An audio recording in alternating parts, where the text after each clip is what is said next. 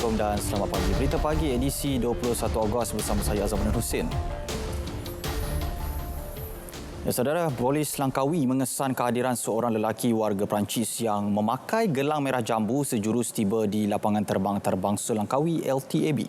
Menurut Ketua Polis Langkawi, Superintenden Muhammad Iqbal Ibrahim, siasatan awal mendapati lelaki berkenaan menaiki pesawat Qatar Airways ke Doha, seterusnya ke lapangan terbang antarabangsa Kuala Lumpur KLIA dan tiba di lapangan terbang itu kira-kira 8.25 pagi sebelum lepas ke Langkawi.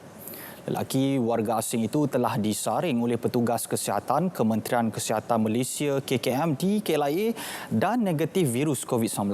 Bagaimanapun, dia perlu menjalani kuarantin di rumahnya di Pantai Cenang Langkawi dan dikendaki membuat ujian COVID-19 kali kedua pada 2 September ini. Superintenden Muhammad Iqbal berkata pihaknya dan KKM Langkawi akan memantau lelaki berkenaan dari semasa ke semasa bagi memastikan dia mematuhi perintah kuarantin yang telah ditetapkan.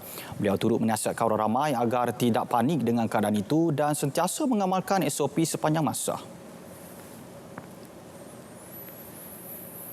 Ya, satu kluster baharu terpencil dikenali sebagai kluster alam dikenal pasti di sebuah kapal di Bintulu, Sarawak. Setakat ini, 4 kes positif COVID-19 dikesan di atas kapal tersebut. Kluster itu tidak membawa risiko penularan jangkitan dalam komuniti. Ketua Pengarah Kesihatan Tan Sri Dr. Nur Hisham Abdullah dalam satu kenyataan berkata kluster itu dikesan susulan saringan COVID-19 ke atas 5 kaki tangan kapal tersebut yang mengalami gejala. 4 didapati positif COVID-19 dan seorang masih menunggu keputusan pengesahan makmal. Kesemuanya merupakan kes import melibatkan 2 warga Malaysia dan 2 bukan warga negara. Kapal berkenaan juga mempunyai sejarah perjalanan ke negara Jepun.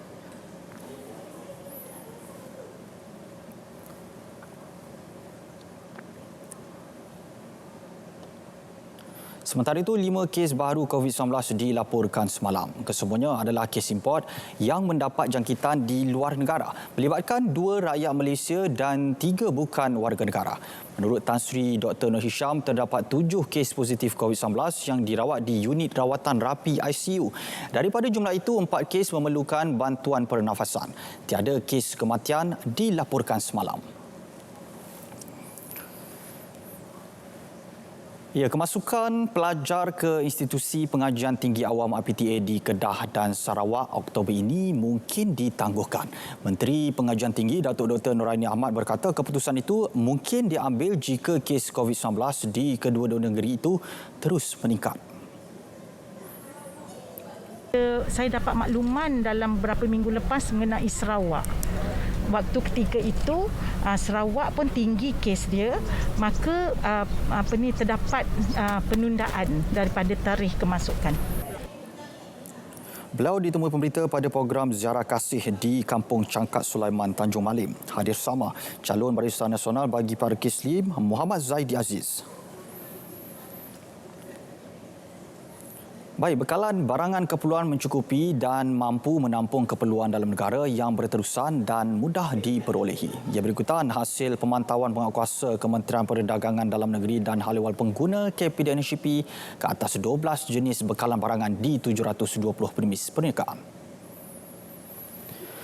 Berdasarkan kenyataan media oleh Menteri Kanan Keselamatan Datuk Seri Ismail Sabri Yaakob, pemantauan tersebut melibatkan 506 peruncit, 184 pemborong dan 30 pengilang. Pegawai penguatkuasa KPDNCP juga telah melakukan 992 pemeriksaan khas, pematuhan SOP PKPP dan mendapati 980 premis mematuhi SOP yang ditetapkan. Manakala 11 premis diberi nasihat dan 1 premis diberi amaran kerana tidak patuh SOP.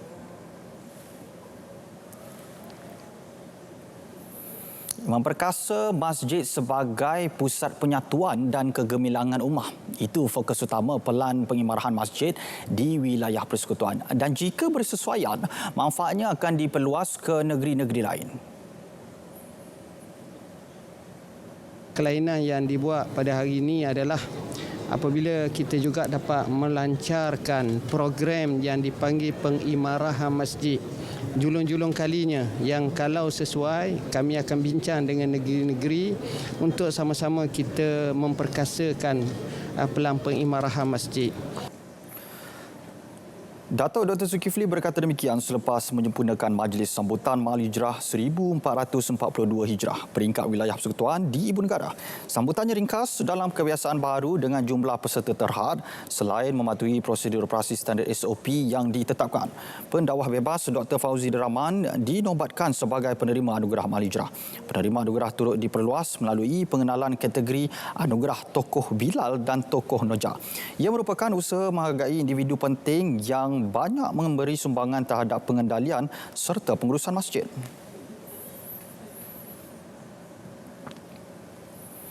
Sambutan Mahal Hijrah dalam situasi kebiasaan baru dengan pematuhan SOP diteruskan di beberapa negeri semalam. Selepas sambutan peringkat kebangsaan dan di Negeri Sembilan, Kelantan, Sabah dan Sarawak semalam, giliran Johor, Pahang dan Terengganu pula menganjurkan sambutan hari penting dalam kalender umat Islam. Di Johor Bahru, sambutan berlangsung di Dewan Pusat Islam Iskandar dihadiri Menteri Besar Datuk Hasni Mohamad yang menyampaikan amanat mengenai Islam memacu kemakmuran sebagai idea besar untuk Islam di negeri itu. Bekas Mufti Johor Datuk Muhammad Tahrir Samsudin dianugerahkan Tokoh Mahal Hijrah Negeri. Anugerah saudara kita pula diterima Nur Salina P. Abdullah, manakala anugerah Mahal Hijrah orang asli diterima Yusri Abdullah. Di Kuantan, pemangku Raja Pahang Tengku Hassan Al-Ibrahim Alam Shah Al-Sultan Abdullah Riayatuddin Al-Mustafa Billah Shah berkenan berangkat ke sambutan Majlis Hijrah di Dewan Jubli Perak Sultan Haji Ahmad Shah. Baginda menyampaikan anugerah Tokoh Mahal Hijrah kepada bekas Pesuruhjaya PAS Pahang Muhammad Baki Osman 80 tahun sebagai menghargai sumbangannya kepada pendidikan Islam dan dakwah di negeri ini. Di Terengganu pula, pengerusi Lembaga Pengarah Kemaman Supply Base Husin Ismail 65 tahun dipilih Tokoh Mahal Hijrah Negeri. Tokoh Imam Cemerlang pula dianugerahkan kepada Muhammad Ghani iaitu Imam Masjid Kampung Bukit Kandis di Kuala Nerus. Manakala Tokoh Bilal Cemerlang dianugerahkan kepada Abdul Rahman Ishak yang bertugas di Masjid Kampung Kubang Bujuk Manir. Anugerah disampaikan Menteri Besar Datuk Seri Dr. Ahmad Samsuri Mohtar. Hijrah Norma Baharu, itu tajuk ceramah perdana yang menjadi pilihan Radio Malaysia Langkawi FM sempena menyambut Tahun Baru 1422 Hijrah. Penerbit program Syarif Ahmad Zamil berkata ia bertepatan dengan kebiasaan baru setiap individu masa kini yang masih bersama dalam memerangi COVID-19. Hijrah Norma Baharu, dan seperti kita lihat hari ini Norma Baharu kita telah mengikuti semua SOP dan kita telah memastikan penjarakan fizikal dan alhamdulillah program telah berjalan lancar walaupun bilangan yang hadir agak ramai iaitu hampir 500 orang, tetapi walau bagaimanapun setiap SOP telah dapat dipatuhi dan ini sudah tentu kerana kerjasama tim Langkawi FM di mana kita telah membahagikan tugas.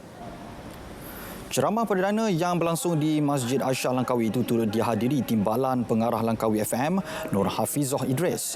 Ia menampilkan penceramah bebas Datuk Ustaz Kazim Ilyas. Ceramah beliau selama 1 jam itu menekankan peranan masyarakat berdepan sesuatu wabak penyakit dan keredaan manusia dengan ketentuan Tuhan.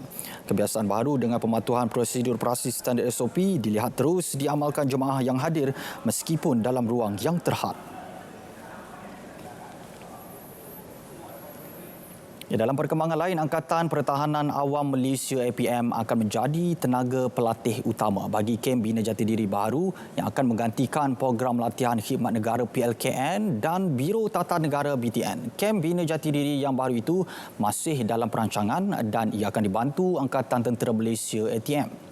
Menteri di Jabatan Perdana Menteri Tugas-Tugas Khas Datuk Seri Muhammad Rizwan Mak Yusof berkata langkah itu bagi memastikan tenaga kerja sedia ada agensi itu dapat digunakan sepenuhnya dalam melahirkan pemimpin negara yang bertanggungjawab.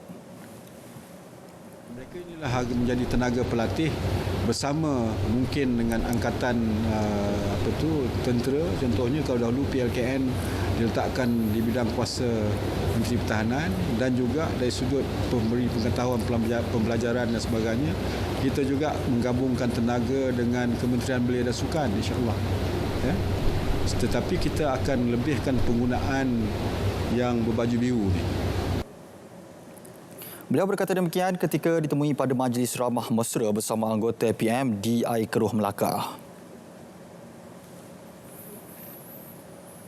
Kementerian Komunikasi dan Multimedia KKMM bersama Perbadanan Kemajuan Filem Nasional Malaysia FINAS, Wakil Pejabat Peguam Negara dan para pemegang taruh daripada industri bersetuju untuk meminda Akta Perbadanan Kemajuan Filem Nasional Malaysia 1981 Akta 244. Menteri Komunikasi dan Multimedia Datuk Saifuddin Abdullah berkata perbincangan itu bersetuju dengan dua perkara utama, iaitu aliran kerja proses pemindaan yang melibatkan penentuan dasar, libat urus dengan para pemegang taruh serta perbandingan dengan undang-undang berkaitan di negara-negara lain. Manakala yang kedua ialah pengubalan rang undang-undang pindaan itu yang akan melibatkan beberapa perkara utama, iaitu kedudukan pengguna media sosial yang mengeluarkan bahan yang dikongsikan dalam platform tersebut, penambahbaikan peraturan sedia ada dan memberikan definisi baharu terhadap definisi sedia ada dalam Akta 244. Perbincangan tersebut telah dipengerusikan oleh Menteri KKMM Datuk Saifuddin Abdullah. Perbincangan kedua akan diadakan pada minggu pertama bulan September depan bagi memperhalusi perkara yang dibincangkan.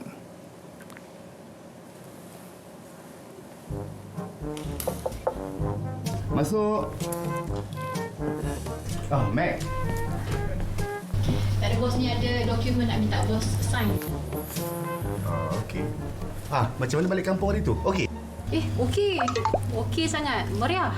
Ni cuma alang-alang tu kan nak tanya sebab ni bulan kebangsaan. Kita dekat pejabat ni tak ada program nak buat ke bos? Kebetulan saya ada bendera ni. Minta tolong awak pasangkan dekat semua meja dalam pejabat ni. Boleh? Okey, boleh. Beres bos.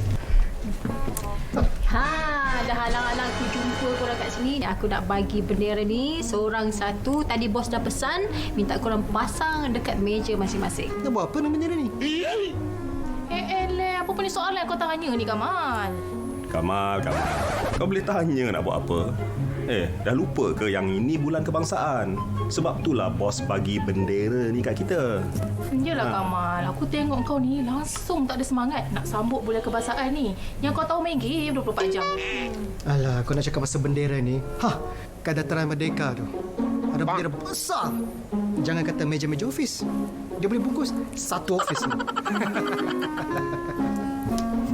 Dataran Merdeka yang dia bagi contohnya.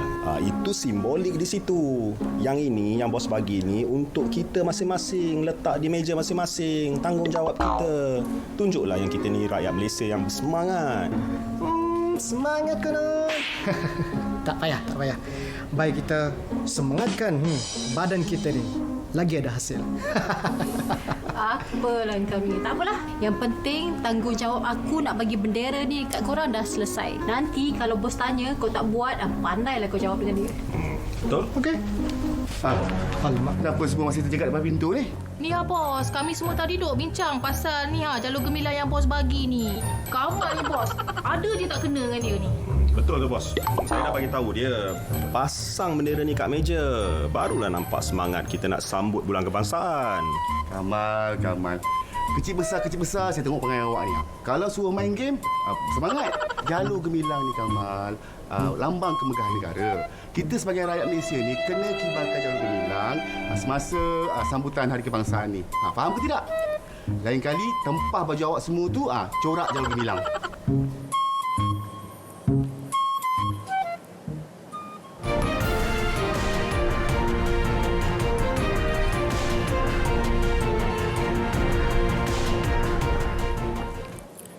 Berita luar negara. Susulan visual tula yang menyaksikan ribuan orang yang hadir parti kolam di Wuhan. Visual tula parti kolam dihadiri ribuan orang ramai mengejutkan masyarakat antarabangsa. Video ini mendapat reaksi marah oleh orang ramai yang menegaskan negara China langsung tidak bertanggungjawab. Jurucakap Kementerian Luar China, Zhao Lijian mempertahankan situasi itu dan menegaskan ia bukti bahawa pihak berkuasa telah berjaya mengekang penularan COVID-19. Wuhan juga sehingga kini tiada lagi kes baru dilaporkan lebih sebulan. Zhao turut menggesa media agar melaporkan situasi sebenar di China supaya masyarakat antarabangsa tahu negara itu benar-benar melawan COVID-19. Ini kerana Wuhan merupakan pusat berlakunya pandemik sehingga menjangkiti 22 juta orang dan hampir 800,000 maut. Ya, ini pula di Itali, penumpang yang tiba dari Croatia, Greece, Malta dan Sepanyol diwajibkan mengambil ujian saringan COVID-19. Langkah berkenaan diambil bagi membendung penularan kes baharu. Menurut Menteri Kesihatan Roberto Speranza, langkah berkenaan akan berlalutan sehingga 7 September. Pihak berkuasa kesihatan bimbang kesusulan ramai rakyat Itali yang pulang bercuti dari luar negara. Itali dilaporkan berada dalam fasa peralihan.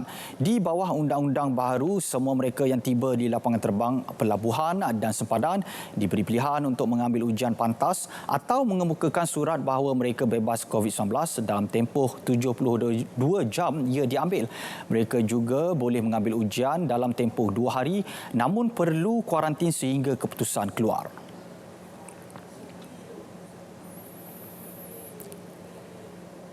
Ya, Indonesia melaporkan 2,266 kes baharu COVID-19. Ini menjadikan jumlah keseluruhan sebanyak 147,211 kes dengan 79,484 pesakit masih dalam pemantauan.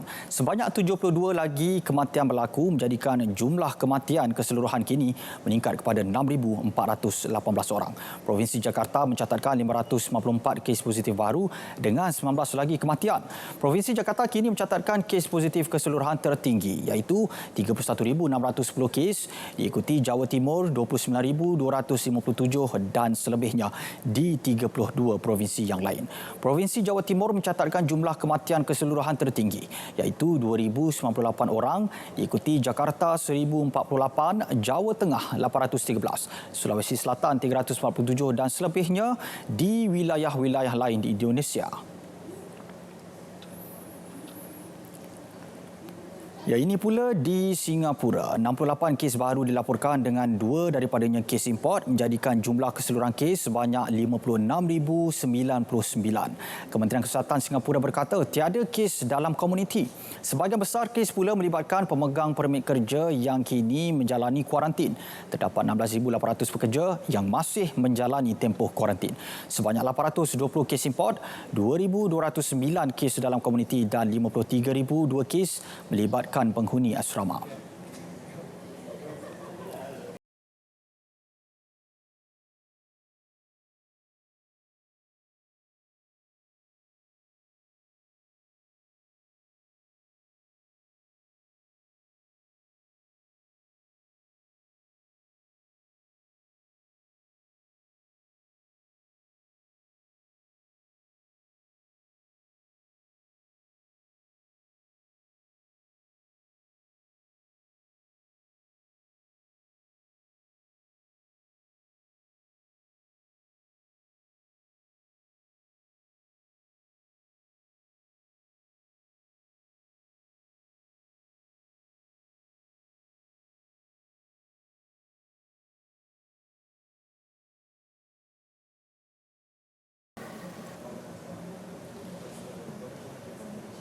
Ya, hari ke-6 kempen yang juga cuti umum dimanfaatkan oleh calon-calon yang bertanding pada PRK Dun Slim untuk mendekati lebih ramai pengundi di kawasan berkenaan.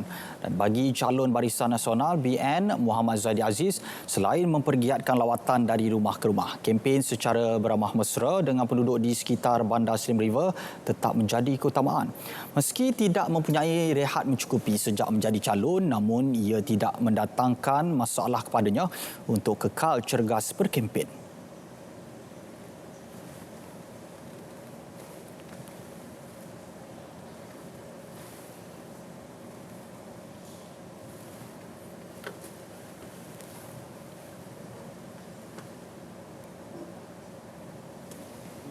Pagi kita bangun awal.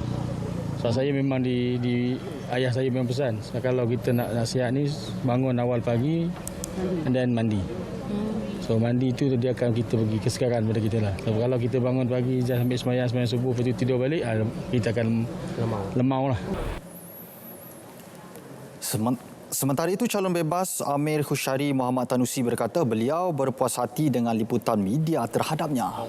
Dah mula masukkan kami punya kempen ke arah Gear 3 dan respon yang diberikan oleh para pengundi kepada kami juga sangat positif dan mereka telah menyuarakan apa-apa isu tempatan yang mereka rasakan dan ingin ambil peluang atas peluang yang diberikan oleh para wartawan setakat ini memberi coverage dan dapat didengar oleh seluruh masyarakat Malaysia di seluruh tanah air terutamanya.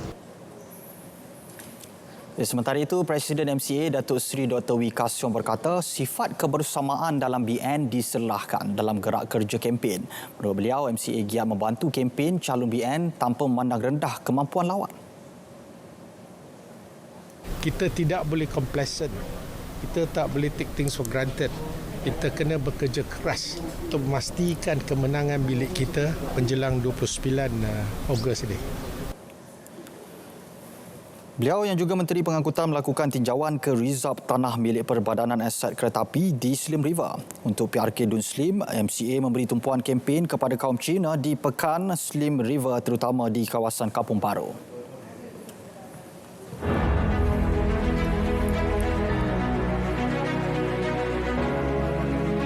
Dalam menghadapi situasi mencabar sebegini, kita perlu sentiasa bekerjasama. Semoga sambutan Hari Kemerdekaan ini memberi makna cukup besar buat kita semua. Merdeka kali ini adalah merdeka norma baharu. Teruskan semangat kita jaga kita. Selamat menyambut Hari Kebangsaan ke-63. Kita semua adalah barisan hadapan. Kita belum menang, tetapi kita pasti akan menang. Kibarkanlah jalur gemilang, raikan hari bersejarah bersama. Selamat menyambut Hari Kebangsaan. Terima kasih Malaysia. Merdeka, merdeka, merdeka.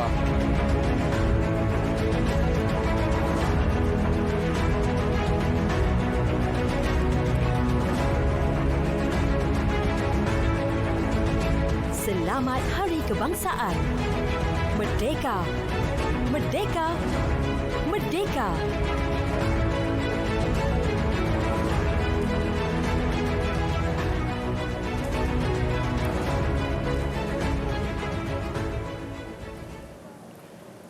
Masih dalam berita pagi. Hayati makna sebenar kemerdekaan, seterusnya tanamkan nilai kemerdekaan itu dalam diri dan semaikan pada negara.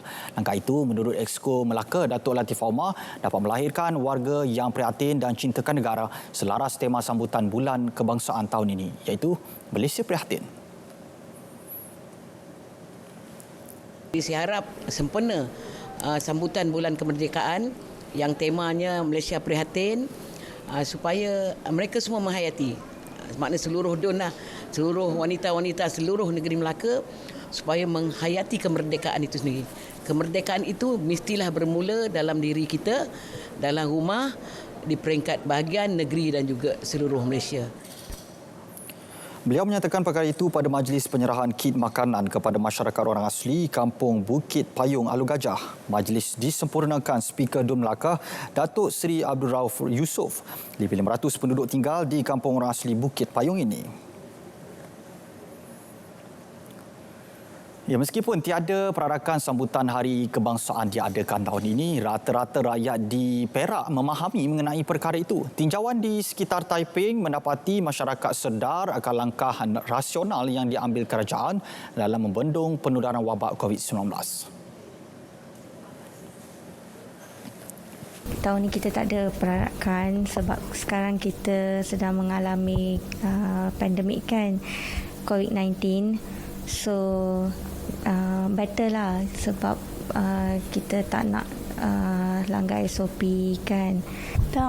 Kerana tahun ini mengalami COVID-19 so kami pun juga tak mau mencakit sakit ini tak baik lah. Sebab kita sekarang tengah mengalami wabak COVID-19, so pergerakan kita terhadlah untuk membuat perarakan. Kita nak elakkan jangkitan tu daripada berterusan supaya kes ni dapat berkurangan lah. Tahun ini memang kita sedia maklum tiada pergerakan kerana melihat daripada arahan kerajaan untuk SOP. Ya, saya tahu pada tahun ini kita tak ada perayaan untuk Hari Kebangsaan disebabkan masalah COVID ni, pandemik COVID. So kita tak dapatlah nak buat benda tu kan. Untuk mengelakkan, untuk kita menjaga penjarakan sosial.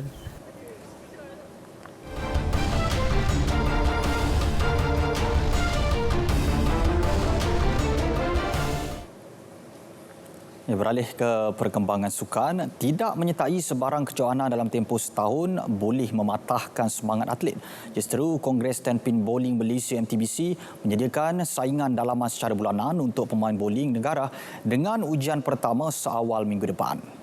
Langkah itu diambil selepas kesemua kejohanan yang dijadualkan tahun ini termasuk kejohanan Asia dan terbuka Malaysia dibatalkan susulan penularan COVID-19. Saingan dalaman itu juga akan menyaksikan penyertaan skuad penuh negara selepas bekas juara dunia Syahdatul Afifah Barul Hamidi kembali menjalani latihan akibat dijangkiti pneumonia bulan lepas.